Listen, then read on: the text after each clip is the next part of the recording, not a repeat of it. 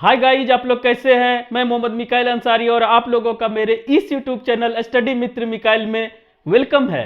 दोस्तों, जैसा कि हम लोगों ने शुरू किया है how to translate into English, जो कि आरपी सिन्हा के द्वारा लिखा गया है, और अभी जो हमारा चल रहा है दोस्तों वो चैप्टर नंबर 22 और आज का टॉपिक है। और इसमें कहिए पूरे इस चैप्टर में जो हम लोग देख रहे हैं अभी तक वो है हैबिट से रिलेटेड बातें।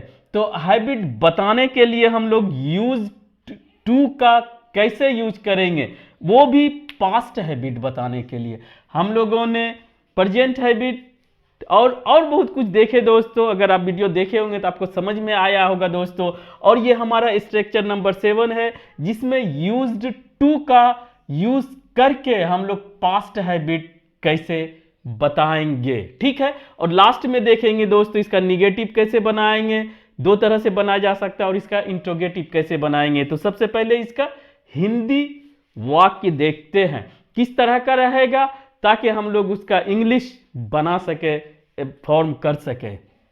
वह मुंबई में रहता था या दोस्तों रहा करता था, यानी एक जो हैबिट था या जो एक्शन था वो पास्ट में होता था या हो रहा था, वो अब नहीं है, वो सिचुएशन डिफरेंट है। तो ये क्या हुआ, इस तरह का एक पास्ट हैबिट हुआ, जो कि present and past indefinite tense हमारा दोस्तों कोई एक एक्शन जो पास्ट में कभी कंप्लीट हुआ था उसे बताने के लिए यूज किया जाता है। और पास्ट हैबिट बताने के लिए हम लोग एक्स्ट्रा में यूज्ड टू यूज करते हैं। बस इतना समझ लें दोस्तों, वह मेरी मदद किया करती थी, या सिर्फ रहे वह मेरी मदद करती थी, तो सिर्फ इसको पास्ट इंडेफिनिट टेंस से बनाएंगे तो वो गलत हो जाएगा, ठीक है दोस्तों। तुम सफेद झूठ बोला करते थे या बोलते थे भी रहे दोस्तों, तो भी आपको पास्ट इंडेफिनिट टेंस नहीं लगाना होगा।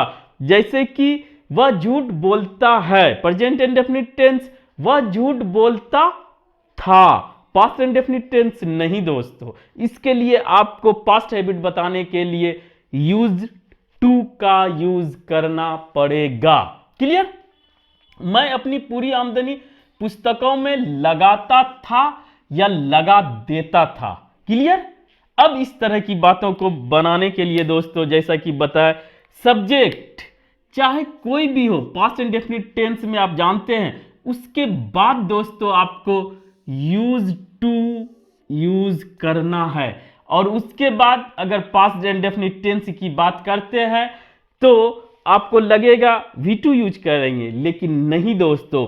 टू के बाद हमेशा वर्ब का फर्स्ट फॉर्म यूज होता है, जिसे हम लोग बोलते हैं इंफिनिटिव, ठीक है दोस्तों।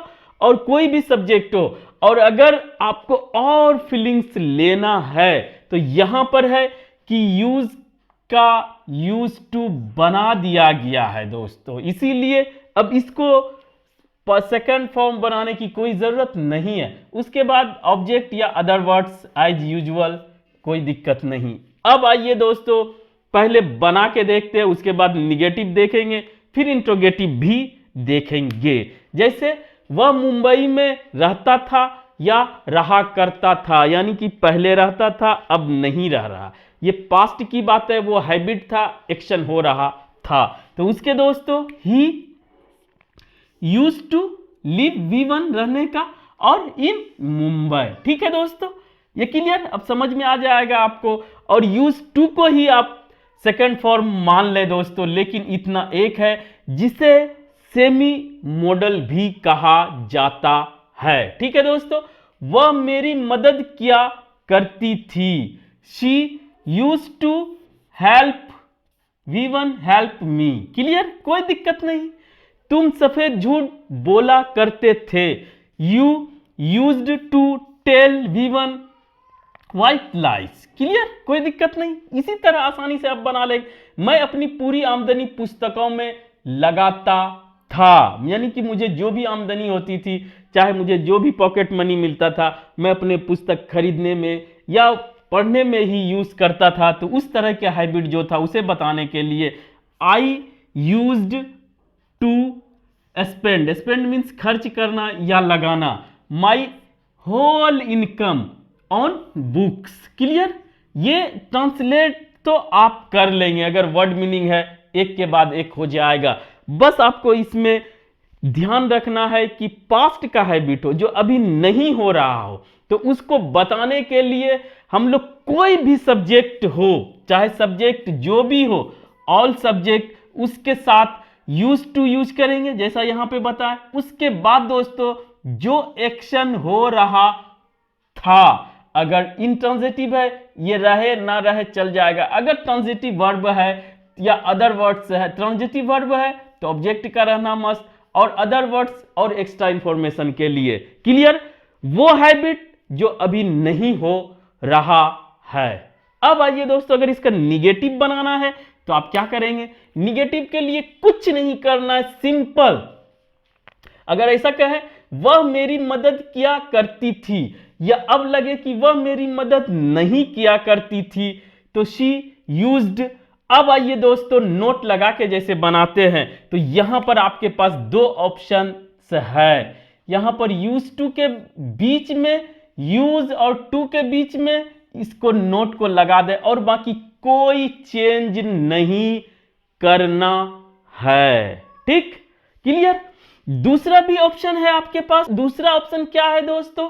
वो ये है कि आपको as a past indefinite tense के तरह आप जो है यूज को एक वर्ब मान लें V2, और दोस्तों उसके पहले सब्जेक्ट जो भी रहे डिड के साथ नोट आता है।